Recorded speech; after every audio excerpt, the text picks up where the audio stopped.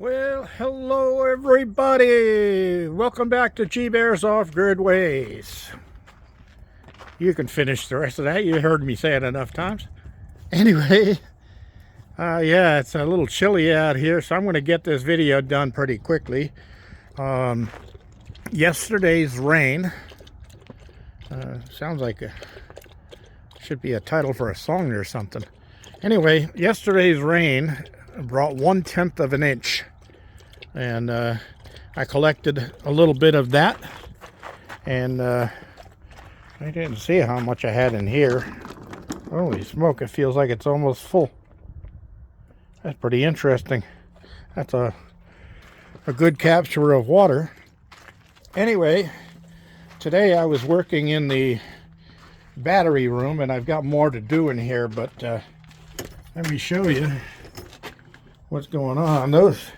Those two batteries there, the center cells on both of those are bad. The black one was on this end, and the red one was right next to that one.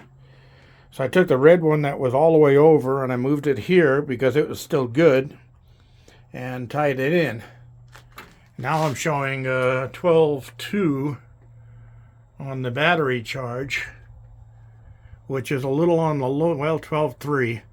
It's a little on the low side. The sun has set, so I'm not getting any more sun on my solar panels. But it is a little on the chilly side too, so, you know, dropping like that. But I have a feeling that somewhere in that group, I've got one more weak battery. So I'm going to have to take my time and shut the system down, disconnect everything, and go through the batteries one at a time and find out which one is the weak battery. And then I'll find out which one is the month battery and which one is the year battery. Come on. All right, so this is better than what I was having, because when I had those two hooked in, actually, I think that black one might have a leak in the case. That's what all the black on the floor is, because the cells on that were drained way down, and I just finished doing service on these September. Oh, I just do it for service again anyway. But I'm gonna go through all the batteries again and check them to see what's going on, and see if I can make it through another year with these. And then I may change the whole system over if I ever get the money that's due to me. For those of you who don't know what I'm talking about, I do have an inheritance due to me, and it's been 2 years. And in my opinion, the shady lawyers that are handling the probate, well, let's not get into that, but I believe it's all their fault that it hasn't been done yet, because it should have all been done a year ago. And I'm not real happy with it, and I lose sleep over it.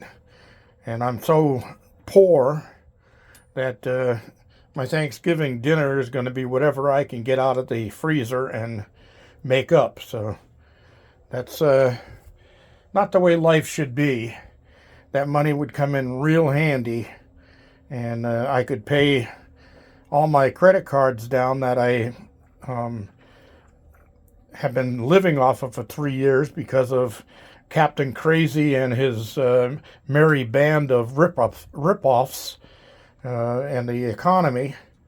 So anyway, I can't afford to buy any batteries, and I can't afford to replace those. But the reason I put the center cable back on that is I'm going to try to do a repair on those. First, I'll try using my little battery charger, my Viking battery charger repair unit, and see if that does any good. And if it doesn't, then I'm going to try the arc welder repair on it. I'll get my arc welder and plug that in. But I don't want to do it in here because It's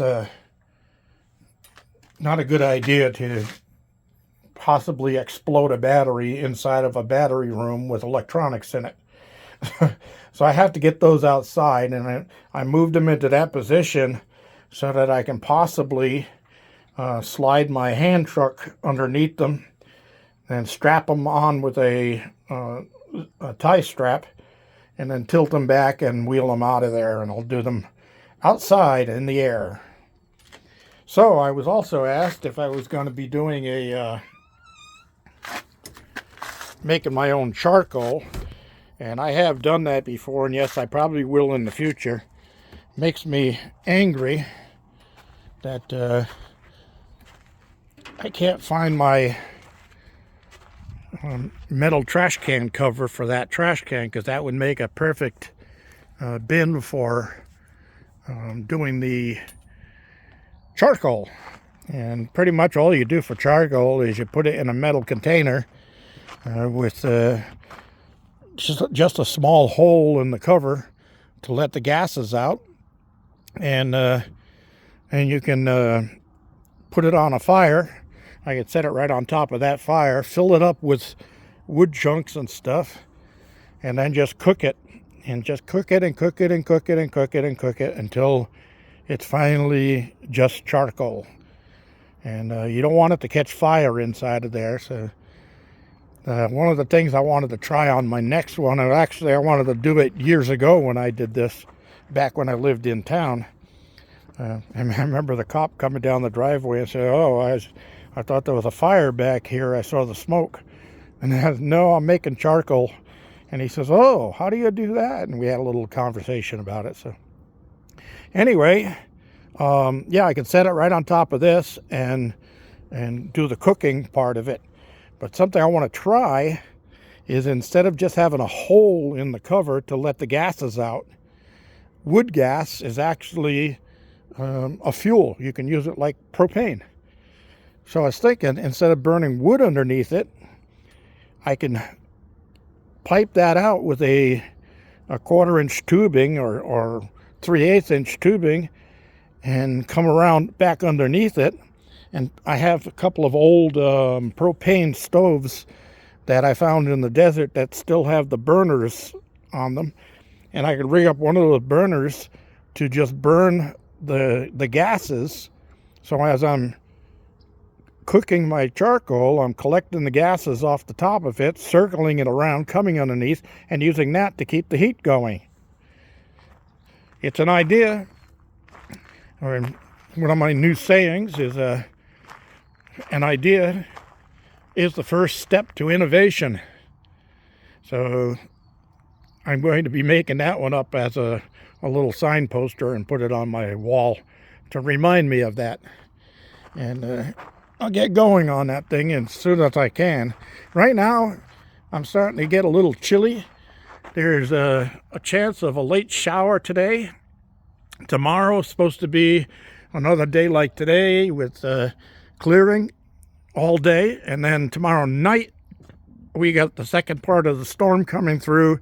It's supposed to bring us more rain, and it's right now rated at 84% chance of rain. So that should bring us some more rain, and that's a good thing.